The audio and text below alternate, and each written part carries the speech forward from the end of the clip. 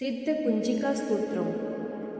शिव उवाच शृणु देवी प्रवक्ष्यामि कुञ्जिकास्तोत्रमुत्तमम्। येन मन्त्रप्रभावेण चण्डी चापः सुखो भवेत्।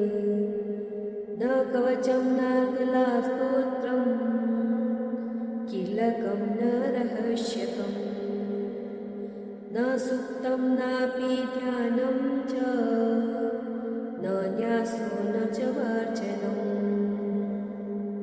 कुञ्जिकापाठमात्रेण दुर्गापाठफलं लभेत्। अतिगुह्यतरं देवी देवानामपि दुर्लभम्। गोपनीयं प्रयत्नेन स्वयोनिरव पार्वती।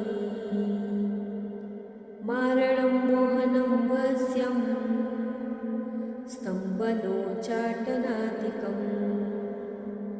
पाठमात्रेण संसीद्येत कुञ्जिकास्तोत्रमुत्तमम्।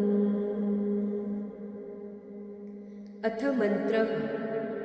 ॐ ऐं ह्रीं क्लीं चामुण्डाय विच्चे। ॐ क्लौं हूं क्लीं जूं सः ज्वालय ज्वालय ज्वल ज्वल प्रज्वल प्रज्वल। ऐं ह्रीं क्लीं चामुण्डाय विच्चे। ज्वल हं सं लं क्षं फट् स्वाहा इति मन्त्रः। नमस्ते रुद्ररूपिणे नमस्ते मधुर्मर्दिनी। नमः केतपहारिण्ये नमस्ते महिषार्दिनी।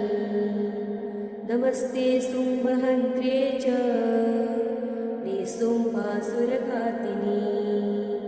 जाग्रतं हि महादेवी जपं सिद्धं कुरुष्व मे। ऐङ्कारी सृष्टिरूपाये ह्रीङ्कारी प्रतिपालिका। क्लीङ्कारी कामरूपिणे बीजरूपे नमोऽस्तु ते।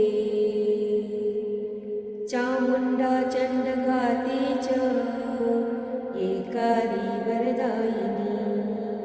विच्चे चापयता नित्यं नमस्ते मन्त्ररूपिणी।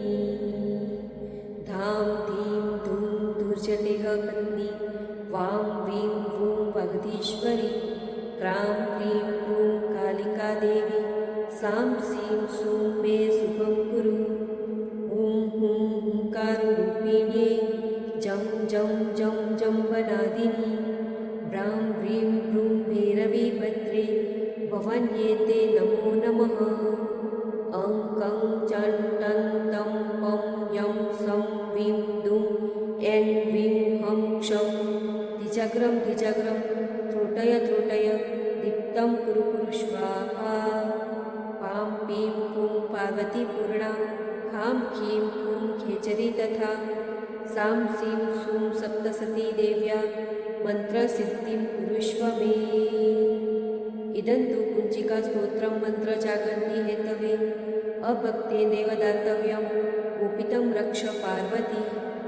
यस्तु कुञ्जिकादेवी हीनां सप्तसती पठेत न तस्य जायते सिद्धिररण्ये रोदनं यथा।